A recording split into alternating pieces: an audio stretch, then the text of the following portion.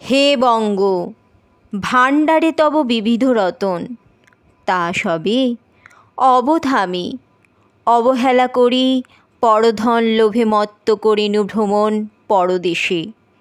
ভিক্ষাবৃত্তি কুক্ষণে আচরি কাটাইনু বহুদিন সুখ পরিহরি।